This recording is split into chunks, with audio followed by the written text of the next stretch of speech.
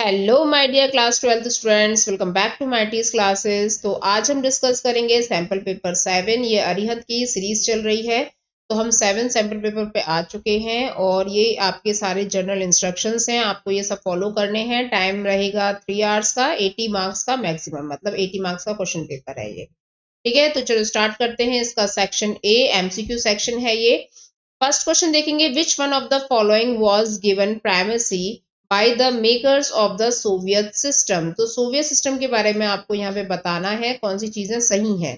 पहला है abolition of private property, बिल्कुल सही बात है। सेकंड है a society based on the principle of equality, ये भी सही है। Then no state control over the economy, ये गलत है, ऐसा कुछ नहीं था। वो बहुत टाइट कंट्रोल रखते थे इकोनॉमी के ऊपर।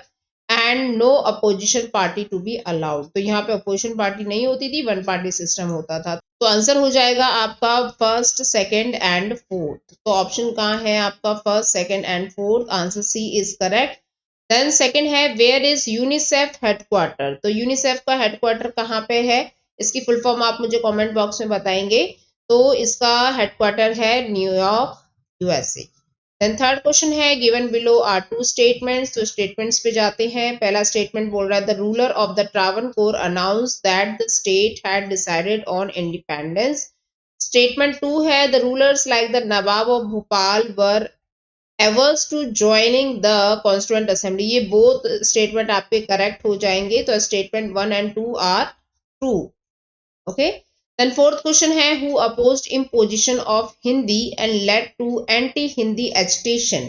तो यहाँ पे कौन था? यहाँ पे अपोज था हिंदी लैंग्वेज को लेके। तो आंसर हो जाएगा C, Natarajan Annadurai. Answer C is correct. Then fifth question है, which incident favoured fast track established on the European Union in 1992। ठीक है, तो यहाँ पे आपको बताना है, यूरोपियन यूनियन के बारे में बोल रहा है। ओके, तो यहाँ पे हो जाएगा इसका disintegration of Soviet union. Okay, इसके बाद ही मतलब जैसे ही ये सोवियत यूनियन जो है डिसइंटीग्रेट होता है, उसके तुरंत बाद ही यहाँ पे यूरोपियन यूनियन का फाउंडेशन हो जाता है। Then fifth question sixth question है, which of the following statement does not advocate Bombay plan. तो यहाँ पे आंसर हो जाएगा complete privatisation of industries. Bombay plan जो है इसलिए किया गया था, इंडस्ट्रीज के बारे में था। सेवेंथ है, which of the following is credited to Indira Gandhi the prime minister of India. तो इसमें क्या क्या स्टेटमेंट सही है आपके? Leading the Congress party to victory in the multiple general elections, बिल्कुल सही है भाई, लगातार यहाँ पे कांग्रेस पार्टी जीत रही थी। Then initiating the slogan of Garibi Hatao, ये भी बिल्कुल सही है, गरीबी हटाओ का स्लोगन दिया था इंदिरा गांधी ने। And leading the India to victory in 1971 war, ये भी सही है, हम जीते थे 1971 की बांग्लादेश को लेकर थी ये वॉर, पाकिस्तान के साथ की गई थी। Then implementing the policy of private purse abolition, तो यहाँ पे एबॉलिशन भी किया था इंदिरा गांधी ने। प्राइवेट पर्स मतलब जो भी राजा महाराजा होते थे ना, उनको जो एडवांटेजेस दिए जाते थे, तो वो सब बंद करा दिए थे इंदिरा गांधी ने। तो यहाँ पे चारों स्टेटमेंट आपके बिल्कुल करेक्ट हो जाएंगे। आंसर हो जाएगा 1, 2, 3, 4। ओके। एट क्वेश्चन है, identify and right the incorrect pair. तो इनकरेक्ट पेयर आपको पहचानना है। तो चारू मजुमदार जो है नक्सल मूवमेंट उन्होंने लीड किया था, सही है। जयप्रकाश नारायण स्टूडेंट मूवमेंट, ये बिल्कुल सही है। जॉर्ज फर्नांडीज रेलवे स्ट्राइक, ये सही है। राज नारायण गुजरात मूवमेंट, ये गलत है। ठीक है, राज नारायण ने गुजरात मूवमेंट नहीं हेड किया था, ये जयप्रकाश नारायण ने किया था। ओके, तो आंसर डी जो है हमारा इनकरेक्ट पेयर हो जाएगा। देन यहाँ पे ऑर्गेनाइजेशन को मैच करना है हेडक्वार्टर से। तो यूरोपियन यूनियन का जो हेडक्वार्टर है ये कहाँ पे है? तो ये है ब्रुसेल्स में, आसियान। ठीक है, तो यहाँ पे association of south east Asian nation जो है, इसका हेडक्वार्टर कहाँ पे है? जकार्ता में है, जो इंडोनेशिया है। देन ब्रिक्स, इसका कहाँ पे है? ये आपका काठमांडू है, ब्रिक्स का हेडक्वार्टर, जो आपका नेपाल में है। एंड सार्क का हेडक्वार्टर है शंघाई। ओके, तो यहाँ पे आंसर हो जाएगा 2, 1, 4, 3। देन मूव करते हैं नेक्स्ट क्वेश्चन पे। 10th क्वेश्चन देखेंगे, असर्शन रीजनिंग का क्वेश्चन है यहाँ पे। तो movement of the people of Hyderabad state against the Nizam rule had gathered force and momentum. तो यहाँ पे ये स्टेटमेंट आपका बिल्कुल सही है। And peasantry and women join the hand against the oppressive rule of the Nizam. तो निज़ाम जो है बहुत ज़्यादा बेकार रूलर था एंड वो बहुत ज़्यादा ऑप्रेस्ड करता था वुमेन्स को, पीजेंट्स को। तो ये लोग सब यहाँ पे खड़े हो जाते हैं उसको हटाने के लिए। तो ये स्टेटमेंट इसका बिल्कुल सही है, रीजन इसका बिल्कुल सही है। तो असर्शन रीजन में क्या हो जाएगा, बोथ स्टेटमेंट, ये जो दोनों ही स्टेटमेंट करेक्ट हैं और R is the correct explanation of A. Then assertion, next question देखेंगे, migration is the movement of human resources from one state to another due to some particular reason. ठीक है, तो यहाँ पे बोल रहा है माइग्रेशन के बारे में कि भाई जो माइग्रेशन का जो मूवमेंट होता है तो वो किसी कारण की वजह से होता है। बिल्कुल सही है, हम माइग्रेट करते हैं जॉब के लिए, या लड़कियां जो होती हैं उनकी मैरिज हो जाती है। तो ऐसे कई कारण हैं माइग्रेशन के, और भी कारण हैं। ठीक है, उसके बाद poverty is the south has prompted large scale migration to north in search of a better life. तो ये भी स्टेटमेंट सही है, क्योंकि पॉवर्टी जो है साउथ में, उसकी वजह से लोग जो है लार्ज स्केल में माइग्रेशन करते हैं नॉर्थ में। नॉर्थ कंट्रीज जैसे अमेरिका हो गया, कनाडा हो गया, यूरोपियन कंट्रीज हो गए। लेकिन ये इसका रीजन सही नहीं है, ठीक है ना, कि भाई पॉवर्टी की वजह से ही ऐसा होता है, ऐसे जरूरी नहीं है, कोई और भी कारण हो सकते हैं। तो यहाँ पे आंसर क्या हो जाएगा, both statement are true but R is not the correct explanation of A. Then 12th question है, arrange the following in a chronological order of the prime ministership. ठीक है, तो यहाँ पे प्राइम मिनिस्टरशिप के बारे में आपको क्रोनोलॉजिकल ऑर्डर से बताना कौन कौन पहले बना था। ठीक है, तो पहला आपका इसमें हो जाएगा वीपी सिंह, ये 1990 में बने थे।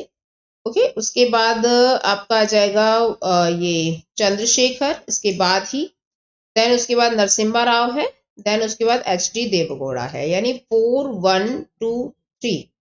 तो 4 1 2 3 कहाँ है, answer B is correct. Then move करते हैं यहाँ पे सेक्शन बी में, ये 2 मार्क्स क्वेश्चन रहेंगे। What were the goals on which everyone agreed on the eve of independence. तो क्या गोल्स थे हमारे कि हम इंडिपेंडेंट होने के बाद किस चीज पे ज्यादा ध्यान देंगे। तो भाई देखो, सबसे पहले तो डेमोक्रेसी को अपनाना है। डेमोक्रेसी हमारे देश की जो है मेन लीड है, मतलब इसको हम बोल सकते हैं, डेमोक्रेसी की जो डेफिनेशन है, फॉर द पीपल, सब कुछ लोगों के लिए है, by the people end of the people. और दूसरी चीज जो है यहाँ पे कि हम लोगों का वेलफेयर करेंगे, और यहाँ पे पुअर और सोशली डिसएडवांटेजेस जो लोग हैं ना सोसाइटी में, उनकी हेल्प करेंगे। तो ये हमारा मेन 2 गोल्स आप डाल सकते हो। 14 क्वेश्चन है, what had been government approach towards the integration of princely states. तो प्रिंसली स्टेट्स के बारे में बताना है। तो देखो, जब इंडिया जो है यूनियन, जब इंडियन यूनियन बन जाती है तो जितने भी प्रिंसली स्टेट्स हैं वो मर्ज होना चाहते थे उसके अंदर, लेकिन कुछ जो 4 प्रिंसली स्टेट्स है जो मर्ज नहीं होना चाहते थे, उनके नाम आप मुझे बताना। तो उनके लिए गवर्नमेंट है अलग से काम करती है, उनको अपने में मर्ज करवाती है। ठीक है, what is the relationship between the traditional security and cooperation. तो ट्रेडिशनल सिक्योरिटी और कोऑपरेशन का बहुत ही क्लोजली रिलेशन है। ठीक है, तो इसके बारे में आपको लिखना है कि भाई ये लिमिट करती है वॉयलेंस को, है ना। उसके बाद नेक्स्ट क्वेश्चन देखेंगे, explain any 2 reasons for the disintegration of the Soviet union. तो ये तो बहुत बार रिपीट हुआ है ये क्वेश्चन, तो आपको इसको जरूर ध्यान देना है। जो भी क्वेश्चन रिपीटेशन में आ रहे हैं उनको मार्क कर लेना, उनके आने के चांसेस ज्यादा हो जाते हैं। तो डिसइंटीग्रेशन तो आपको जरूर ही पढ़ के जाना है सोवियत यूनियन का। तो इसमें आप डाल सकते हो कि भाई इंटरनल वीकनेस हो गई थी वहां पे, जो इकोनॉमिक इंस्टीट्यूशंस थे वो फेल हो गए थे। ठीक है, और भाई लोगों की जो बगावत थी वो बढ़ती जा रही थी, उनको कैपिटलिस्ट मॉडल चाहिए था, है ना। और ये सारी चीजें आप डाल सकते हो। Then explain the difference between the refugees and the migrants. तो रेफ्यूजीज कौन होते हैं, जो अपने देश से जबरदस्ती निकाले जाते हैं, ठीक है, तो उनको हम रेफ्यूजीज बोलते हैं। और जो किसी कारणवश माइग्रेंट होते हैं, यानी जाके बस जाते हैं थ्रू आपका जॉब्स की वजह से या मैरिज की वजह से, या भाई स्टैंडर्ड ऑफ लिविंग अच्छा करना है, कोई भी कारण होने से हम माइग्रेट कर सकते हो। ठीक है, उसके नेक्स्ट है, right a short note on the Michelle Gorbachev. तो मिखेल गोर्बाचेव के बारे में आपको एक छोटा सा नोट लिख देना है। तो ये जो पर्सन थे, ठीक है, इन्होंने 2 आइडियोलॉजी यहाँ पे दी थी, ग्लासनोस्ट और पेट्रियोर्का, लेकिन वो चीज काम नहीं कर पाती है। सोवियत यूनियन में बहुत देर हो चुकी थी, लोग जो है पूरा बगावत पे उतर आए थे। ठीक है, और ये जो है जनरल सेक्रेटरी भी रहते हैं कम्युनिस्ट पार्टी के 1985 में। ठीक है, और इनकी जो पॉलिसीज थी काफी वैसे तो अच्छी थी, लेकिन इनएफिशिएंट क्यों हो गई, क्योंकि लेट बहुत हो गया था। ठीक है, उसके लोग जो है फिर उस चीज को समझ नहीं पाते हैं। तो ऐसे करके आप इनके बारे में लिख देना, बहुत ही फेमस पर्सन थे ये। देन उसके बाद मूव करते हैं सेक्शन सी पे। तो यहाँ पे आपको क्वेश्चन बोला है 4 नंबर के, तो आपको बताना है भाई यूरोपियन यूनियन और आसियान के बीच में आपको कंपैरिजन करना है। तो यूरोपियन यूनियन जो है ये कब बना और आसियान जो है ये कब बना, है ना, इसके बारे में ये लिख देना। और इन दोनों को ये जैसे देखो यूरोपियन यूनियन को बनने की बात जो है वो तो वैसे तो सेकेंड वर्ल्ड वॉर के बाद हो गई थी, पर इसका प्रॉपर एस्टेब्लिशमेंट जो है वो 1992 में हुआ था। और आसियान में जितने भी आपके साउथ ईस्ट एशियन कंट्रीज है ना, उन्होंने पूरा एक ऑपरेशन करके अपना जो 5 देश थे, फिर बाद में जो है और 5 बढ़ जाते हैं। आज की डेट में टोटल यहाँ पर 10 कंट्रीज हैं। ठीक है, तो ये क्या करते हैं, अपना इकोनॉमी को बूस्ट करने के लिए आपस में एक दूसरे की हेल्प करते हैं, ट्रेडिंग करते हैं, लाइक दैट। ठीक है, तो ये डाल देना, आसियान वे यूज करते हैं ऐसे करके। Then what were the challenges faced during the implementation of the partition plan. तो पार्टीशन प्लान करते टाइम क्या क्या प्रॉब्लम्स जो है वो फेस की गई थी। तो भाई सबसे पहली चीज थी जोग्राफिकल डिस्ट्रीब्यूशन कैसे होगा, मुस्लिम मेजोरिटी कहाँ पे सबसे ज्यादा है ना। फिर खान अब्दुल गफ्फार खान जो है यहाँ के फ्रंटायर गांधी बोले जाते हैं, ऐसे करके। तो पार्टीशन हो रहा है तो कोई अच्छी चीज तो हो नहीं रही है ना, तो बहुत सारी चीजों का यहाँ पे जो प्रॉब्लम्स है वो फेस करना पड़ा था, है ना। कैसे माइग्रेशन होगा, लोग जो है उनकी लाइफ में बहुत अफेक्ट हुआ था, हिंदू मुस्लिम्स और सिख्स के बीच में बहुत ज्यादा एक तरीके से ब्रुटैलिटी बहुत ज्यादा बढ़ गई थी। ठीक है, तो ये सब डाल देना। Then trace the electoral performance of the Bharatiya Jana Sangh. तो भारतीय जनसंघ के जो फाउंडर थे वो श्यामा प्रसाद मुखर्जी थे। 1951 में इसका फाउंडेशन हुआ था, और इस पार्टी के बारे में डाल देना। Then discuss the views against the emergency given by the critics. तो आपको इमरजेंसी के बारे में क्रिटिक्स बताने हैं इसके कि क्या क्या इमरजेंसी के साइड इफेक्ट थे। तो देखो ये कोई बढ़िया चीज तो लगाई नहीं थी इंदिरा गांधी ने, बहुत मतलब एक तरीके से जो तानाशाही वाला रूल है ना वो उन्होंने करने की कोशिश करी यहाँ पे, है ना। लोगों के सारे जो राइट्स हैं वो छीन लिए गए थे। तो ये सारी चीजें जो हैं ये आपको डालना है क्रिटिसिज्म में। और इंदिरा गांधी ने जो अपनी पावर का बहुत ज्यादा मिसयूज किया, गुजरात और बिहार में जो दंगे हुए थे, है ना, वो भी आपको इसमें मेंशन करने हैं, तो ये सब डाल देना। Then analysis any 3 lessons learn from the emergency of 1975। तो आपको क्या सीख मिलती है इमरजेंसी से, तो कोई भी आप 3 लेसन जो है इसमें इंक्लूड कर सकते हो। ठीक है, तो क्या क्या हुआ था इमरजेंसी की वजह से और क्या क्या प्रॉब्लम्स हुई जो हमने फेस करी, है ना, ये सारी चीजें। उसके बाद नेक्स्ट है state the democratic transition in Nepal, how was it viewed by the other parties और ऑर्गेनाइजेशन इन नेपाल। तो नेपाल के ट्रांजिशन के बारे में आपको बताना है, तो कैसे ये मोनार्की सिस्टम से फिर धीरे धीरे डेमोक्रेटिक होता चला गया, ये सारी चीजें आपको बतानी है। ठीक है, उसके बाद एक्सप्लेन, इसकी पीडीएफ आपको मेरे टेलीग्राम चैनल पे मिल जाएगी और उसकी जो लिंक है आपको डिस्क्रिप्शन में मिल जाएगी। आप वहां पे क्लिक करना, सीधा आप फाइल्स में जाना और फाइल्स में जाके आपको उसकी पीडीएफ जो है डाउनलोड कर लेनी है। Then explain in the ethnic conflict in Sri Lanka and any two consequences of it. तो श्रीलंका के एथनिक कॉन्फ्लिक्ट का मतलब है यहाँ पे जो सिंघालास और तमिलियंस के बीच में जो हो रहे थे कॉन्फ्लिक्ट, भाई किसकी लैंड है श्रीलंका, उसके बारे में यहाँ पे आपको डालना है। देन मूव करते हैं सेक्शन डी में। तो ये एक पैसेज मतलब पैसेज वाला आपका सेक्शन है, तो आपको इसमें पैसेज दे रखे हैं उसके बारे में आपको बताना है। यूएन से रिलेटेड है, 193 कंट्रीज है टोटल मेंबर। ठीक है, तो क्वेश्चन क्या पूछ रहा है देख लेते हैं। तो कौन सा ऐसा कंट्री है जिसने 2011 से पहले इसको ज्वाइन किया था, तो ये था आपका साउथ सूडान। ठीक है, उसके बाद why only some states are a part of permanent membership in the UN Security Council। तो यूएन सिक्योरिटी काउंसिल में देखो 5 ही कंट्री हैं, और ये जब से यूएन बना है तभी से 5 कंट्री हैं, इसमें न बढ़े हैं न घटे हैं, लेकिन और कंट्रीज को भी यहाँ पे पावर मिलनी चाहिए। तो ये जो परमानेंट मेंबरशिप जो है ऐसा क्या है इसमें, तो आपको इसका आंसर बताना है। तो भाई ये सीधी सी बात है कि जो सेकेंड वर्ल्ड वॉर में जो कंट्रीज जीते थे ना उन्हीं को यहाँ पे हेड बना दिया जाता है, परमानेंट मेंबर बना दिया जाता है, किसका, यूएन का। उसके बाद नेक्स्ट है discuss the significance of UN in the unipolar world where US is the dominant power. ठीक है, तो यूएस जो है वो एक डोमिनेंट पावर रहा है, यूनिपोलर वर्ल्ड भी रहा है। यूनिपोलर का मतलब है पूरी दुनिया एक ही कंट्री पर टिकी हुई है एक तरीके से, मतलब वो सबका हेड है। ठीक है, तो यहाँ का जो लीडर होगा वो पूरे वर्ल्ड का पहला पर्सन होगा, ऐसे करके। तो ये 190, और मेन चीज है कि यूएन के जितने भी एजेंसीज हैं, इंस्टीट्यूशंस हैं, वो मोस्टली आपके यूएस में मिलेंगे और यूएस का बहुत बड़ा रोल है यूएन को बनाने में, ठीक है, तो इसीलिए भाई ये डोमिनेंट पावर है। देन यहाँ पे एक आउटलाइन पॉलिटिकल मैप दे रखा होगा आपको और इससे रिलेटेड पूछा है on the basis of given information below and write their correct names in your answer. तो यहाँ पे आपको पूछ रहा है क्या चीज पूछा, देखो देखते हैं। Mark the state to which Jayaprakash Narayan belong, तो ये बिहार हो जाएगा। जयप्रकाश नारायण जो है वो कहाँ से बिलोंग करते थे, तो बिहार हो जाएगा, यानी हमारा जो पहले का आंसर है वो हो जाएगा बी, ठीक है, बिहार में लिखा है बी। देन सेकेंड है the state where Sarojini Naidu became the first governor, UP. Okay, Sarojini Naidu जो है वो यूपी की फर्स्ट गवर्नर बनती हैं। Then mark the state which was birth place of Mahatma Gandhi, तो सभी को पता ही होगा गुजरात है, ठीक है। Mark the state where Dravidian movement took place, तो ये तमिलनाडु हो जाएगा। द्रविडियंस जो है वो तमिलनाडु में पाए जाते हैं एक तरीके से, ठीक है। तो यहाँ पे जो मार्किंग दे रखी है इसको सीक्वेंस में आप डाल देना, आंसर हो जाएगा BADC, यहाँ पे फिल कर देना। उसके बाद कार्टून बेस्ड क्वेश्चन देख लेते हैं 26 वाला।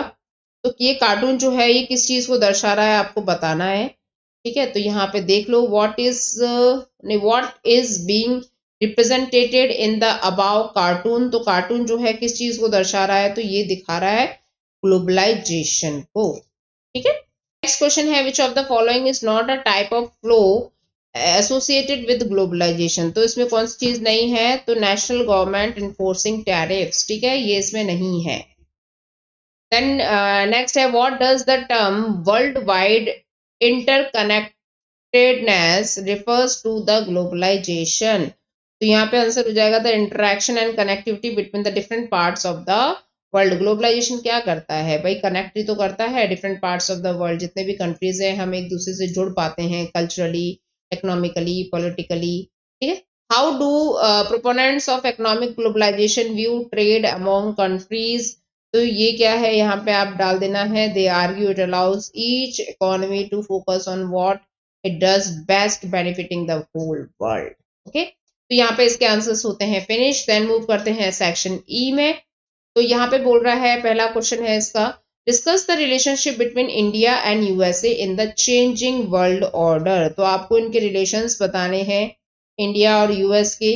यूएस जो है वो थर्ड बिगेस्ट सोर्स है फॉरेन डायरेक्ट इन्वेस्टमेंट का, आप इसको डाल सकते हो। यूएस और इंडिया के रिलेशंस दिन ब दिन अच्छे होते जा रहे हैं, मल्टी फैक्टेड होते जा रहे हैं, बहुत सारा कॉपरेशन एक दूसरे के साथ ये करते हैं, चाहे ट्रेड से रिलेटेड हो, चाहे डिफेंस से रिलेटेड हो, सिक्योरिटी है, एजुकेशन है, साइंस एंड टेक है ना, सिविल न्यूक्लियर एनर्जी है, ये सारी चीजें आप डाल सकते हो। ट्रेड जो है मेन लीड है इन दोनों के रिलेशन की, ठीक है। इकोनॉमिक पार्टनरशिप ये लोग करते रहते हैं, बायलैटरल स्ट्रेटजीज ये लोग अपनाते रहते हैं, ऐसे करके आप डाल देना। इसको पढ़ना है, इस आंसर को आपको PDF में मिल जाएगा इसका आंसर। देन पूछ रहा है कि analysis India's role in non alignment movement, तो देखो नॉन अलाइनमेंट मूवमेंट को एक तरीके से इसका जो फाउंडेशन है हमारे जवाहरलाल नेहरू जी ने किया था। तो ये उस समय पे क्या है, जो कंट्रीज पुअर हुआ करते थे, इकोनॉमिकली वीक थे, तो उन्होंने अपना एक अलग ही ग्रुप बना लिया था। वो ना तो यूएस के साथ गए थे, ना ही यूएसएसआर के साथ गए थे, ठीक है। तो आपको इसके बारे में लिख देना है नॉन अलाइनमेंट मूवमेंट, जिसको हम शॉर्टकट में नैम भी बोलते हैं, और इसके 5 कंट्रीज आपको मुझे बताने हैं स्टार्टिंग में कौन सी थी।